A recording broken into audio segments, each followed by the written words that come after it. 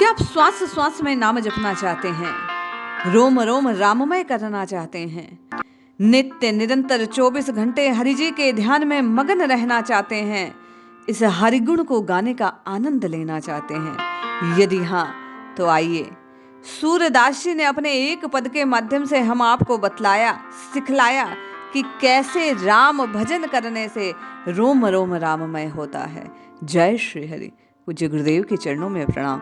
सभी नामनिष्ठ साधकों को जय जय श्री सीताराम। पूज्य सूरदास जी लिखते हैं, सोई रसना जो हरि गुण गावे, नैनन की छवि यही चतुरता, जो मकरंद मुकुंद ही ध्यावे। ये रसना अर्थात जिह्वा, जीव, इसका एक ही काम है, ये हरि के गुणों को, श्री जी के गुणों को, राम जी के गुणों को, राम नाम को नित्य निरंतर गाती रहे। ये जीवा राम राम राम राम, कृष्ण कृष्ण कृष्ण, हरि हरि, राधा राधा पुकारती रहे। इस जीवा का बस इतना ही काम है।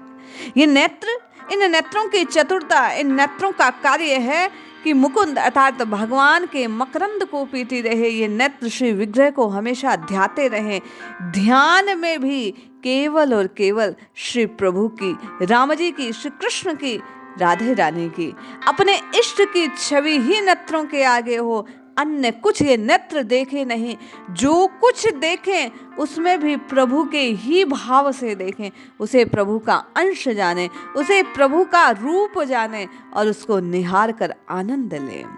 पूज्य सूरदास जी कहते हैं, निर्मल चित्त तो सो ही साँझो, कृष्ण बिना जिए और न भावे। अरे वही हृदय निर्मल कहलाने योग्य है, अर्थात जिसमें केवल और केवल अपने इष्ट के, अपने प्रियतम प्यारे के, श्री कृष्ण के, श्री राम जी के अतिरिक्त जो चित्त किसी और में लगे नहीं। इस चित्त की चंचलता को समाप्त करने का एक ही साधन कि अपने इष्ट को निहारा जाए, अपने इष्ट को विचारा जाए, अपने इष्ट को ध्याया जाए। अपने इष्ट के अतिरिक्त किसी और बात का चिंतन ये चित्त करे ही नहीं। जब आप और मैं जिह्वा से हरि जी के नाम को गाएंगे, नेत्रों से हरि की छवि को निहारेंगे और चित्त में केवल और केवल उन्हीं प्रियतम प्यारे प्रभु का स्मरण करेंगे, तो निश्चय जानिए वे प्रभु आप पर और मुझ पर कृपा करेंगे। सूरदास जी कहते हैं, श्रवण की जूं यह अधिकाई, सुनी हरि कथा सुधा रस प्यावे। अरे ये कान, इनकी सार्थकता क्या है? ये क्या करें आपको और मुझे रोम रोम राममय बनाने के लिए? बोले साहिब कहते हैं कि इन कानों से केवल और केवल हरि कथा को, हरि जी के गुणगान को, हरि के नामों को, हरि की लीलाओं के अमृत को पान किया जाए। इन कर्ण बपुर से केवल और केवल राम रस को पिया जाए। जब आप और मैं इन कानों से केवल हरि के जस को श्रवण करेंगे, हरि की लीलाओं को श्रवण करेंगे, हरि के संबंधित बात ही जानेंगे और सुनेंगे, तो निश्चय कानों के माध्यम से, इस छिद्र के माध्यम से वह भाव हृदय में पहुंचेगा। कर दे ही जो शाम ही सेवे, चरणन चली वृंदावन जावे। हाथों से हरि जी की सेवा हो, हरि के जनों की सेवा हो, संपूर्ण संसार को हरि रूप जानकर जिस किसी को आपकी और मेरी सहायता की आवश्यकता है, हम उसकी सेवा में लग जाएं।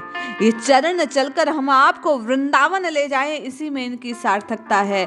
श्री सूरदास जी कहते हैं, सूरदास जय बलि ताके, जो हरि जी सो प्रीति बढ़ावे। मैं बलिहारी हूँ उस स्वरूप का, उस जीव का, उस वस्तु का, उस विग्रह का, उस भाव का, उस एक एक पदार्थ के संबंध का जो प्रभु में प्रेम बढ़ाने वाला हो। धन्य है वे इंद्रियां, मन, बुद्धि जो केवल और केवल प्रभु के चिंतन में मगन रहती है।